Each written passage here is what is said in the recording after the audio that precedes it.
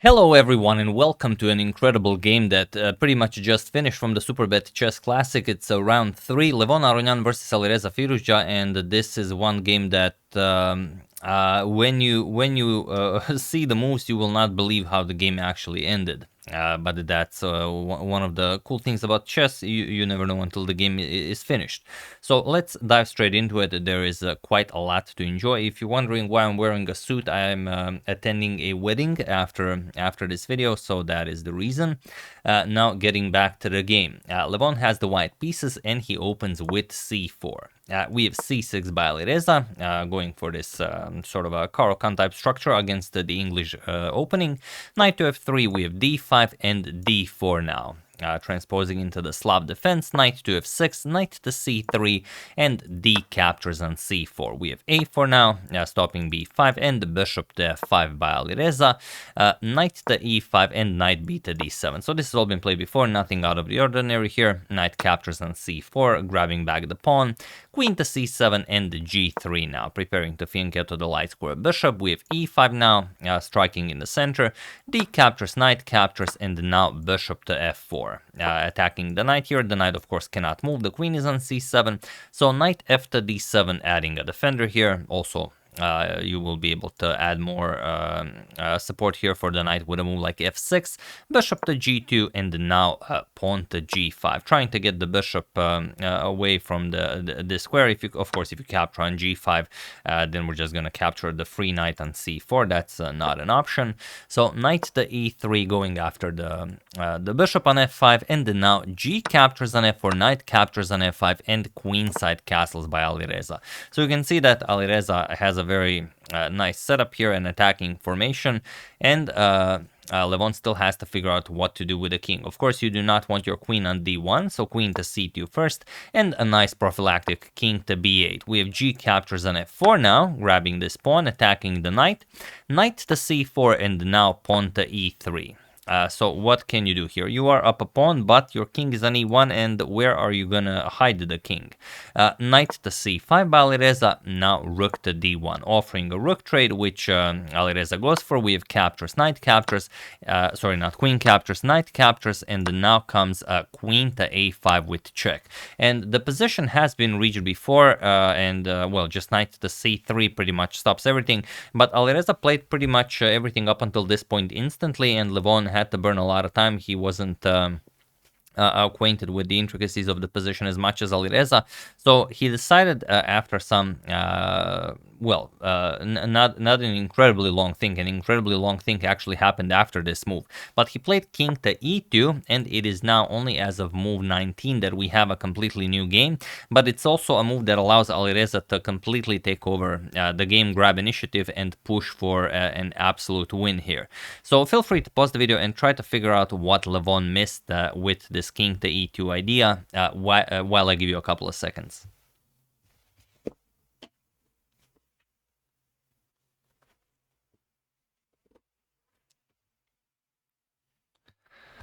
So for those of you who were able to do it, congratulations on realizing that you can actually win a pawn here. And for those of you who just want to enjoy the show, it is queen to a6. Now, luckily, queen to a6 is a move you play even if you don't see why it's good, because it just looks so aesthetically pleasing.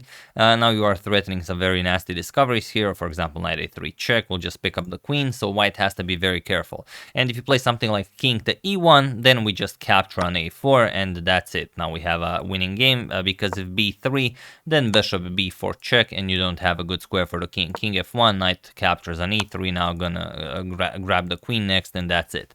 So instead, after queen to a6, king to f3, this is what Levon had planned, queen captures on a4. That's the move that Levon missed, and the one that Alireza had in mind. Now the problem is, how do you continue here? Do you capture the queen, or do you play something else? Well, it's only move 20, and Levon spent over an hour here. It's, I believe, some 1 hour and 5 minutes for this move, which is incredible, as that's a lot of time to burn. I always like to mention how Bronstein spent like 15 minutes for playing the first move in that famous game against Najdorf, but here it's just well, there's not all that much to consider other than capturing the queen, because if you play something like knight to d4, okay, you can defend your queen, we're gonna capture, and after knight captures, just knight to b3, and the two knights here are just monsters. Next you're gonna start pushing these pawns, and okay, not that arrow,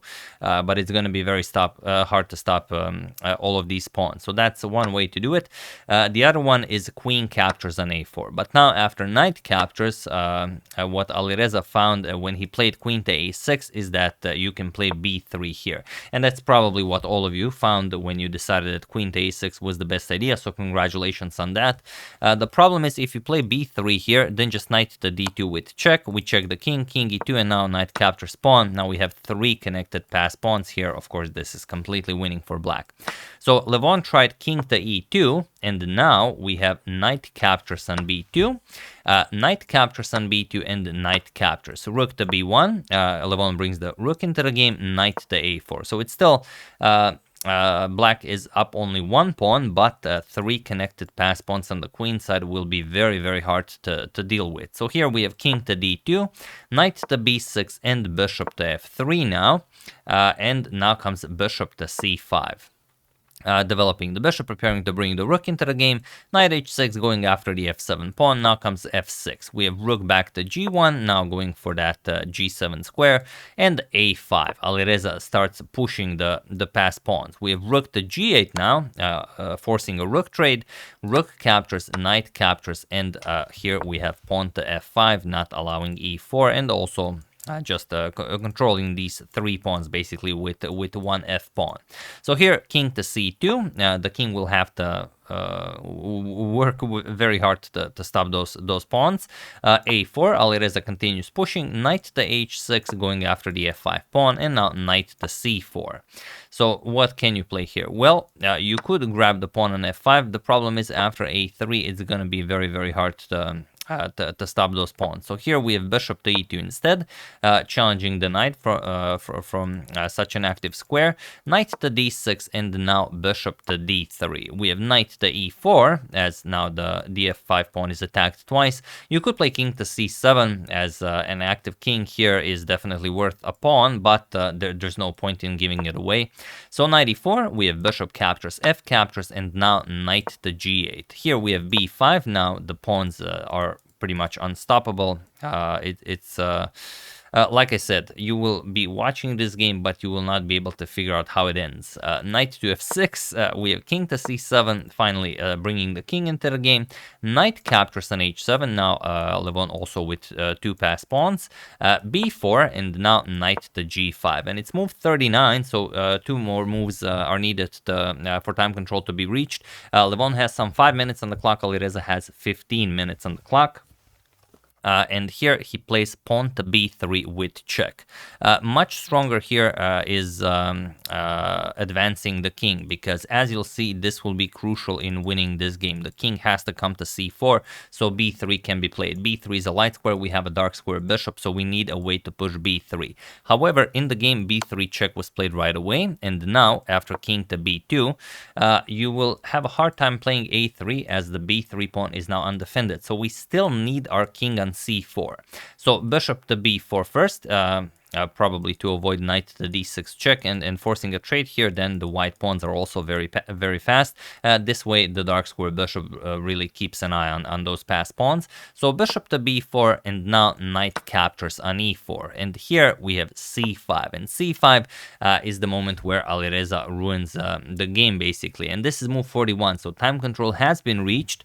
But it's not uncommon after reaching time control that you still just, play a move that you were considering during your calculations when you were in time trouble. Now, when you have additional time, you still play the move that does not win the game for you. Here, again, king b6. We have to, not that obviously, but we have to bring the king to c4. We have to guard the b3 pawn and then push a3, and that's pretty much it. h4, king b5, and after, let's say, h5, king c4. That's all there is. You can't deliver a check here or here, as the bishop covers both of these squares, so that's well, just works in our favor. And after h6, a3 check, that's it. Whatever black plays, we're just gonna push bishop c3, and now of course the pawns are completely winning. a2, a1 is the game over. And of course if h7, the bishop also nicely controls that. If you capture for example, after this h7 pawn, we're just gonna play a2, and if you capture on c3, of course a1 check is much faster. After the king moves, we're just gonna capture here. We guard the queening square.